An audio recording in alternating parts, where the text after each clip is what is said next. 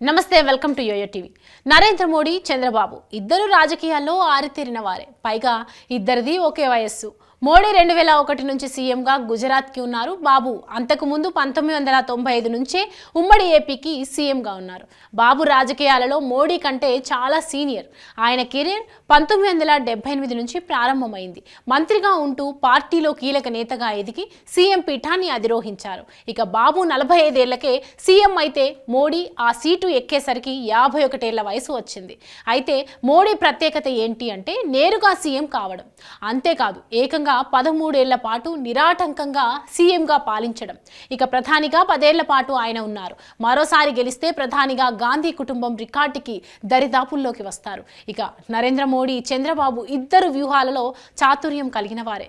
ఇవన్నీ పక్కన పెడితే ఒకసారి విడిపోయి మళ్ళీ 2024 ఎన్నికల ముందు కలిశాక ఇద్దరి మధ్య స్నేహబంధం ఇంకా గట్టిపడింది అని అంటున్నారు. మార్చి 16న జరిగిన చిలకలూరి సభలో చంద్రబాబు ప్రసంగం విన్న నరేంద్ర మోడీ వేదిక మీదనే అభినందించారు. పైగా మీరు మంచి ఆరోగ్యంగా ఉన్నారు, భేష్ అని కితాబు ఇచ్చారు.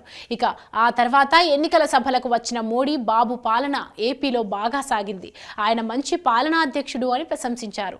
ఇక ఇటీవల వారణాసిలో నరేంద్ర మోడీ నామినేషన్ దాఖలు చేసే కార్యక్రమానికి ప్రత్యేకంగా బాబును పిలిచారు.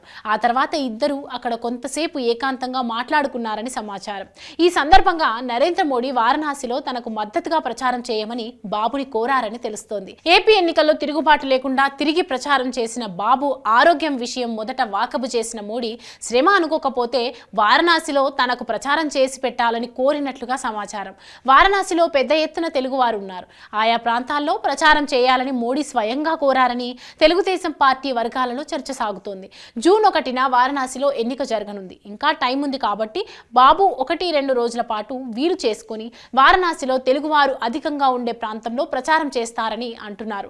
మోడీ అంతటి వారు అడిగిన తర్వాత అది ఒక విధంగా తమకు ఎంతో మేలు చేసేదే అని కూడా బాబు సహా టీడీపీ పెద్దలు భావిస్తున్నారట. మరోవైపు చూస్తే మోడీ కూడా బాబుని పూర్తిగా నమ్ముతూ తన ప్రియనేస్తంగా చేసుకున్నారని, ట్విట్టర్ వేదికగా చంద్రబాబుని ఆయన అలాగే సంబోధిస్తారని అంటున్నారు. ఇక కేంద్రంలో ఎన్డీఏ ప్రభుత్వానికి ఏమాత్రం మెజారిటీ రాకపోతే బాబు పాత్ర ఢిల్లీలో చాలా కీలకం అవుతుందని కూడా బీజేపీ పెద్దలు భావిస్తున్నారు. రానున్న రోజులలో మోడీ బాబు బంధం ఇంకా పటిష్టం అవుతుందని టీడీపీ వర్గాలు ఆశాభావంతో ఉన్నాయని అంటున్నారు.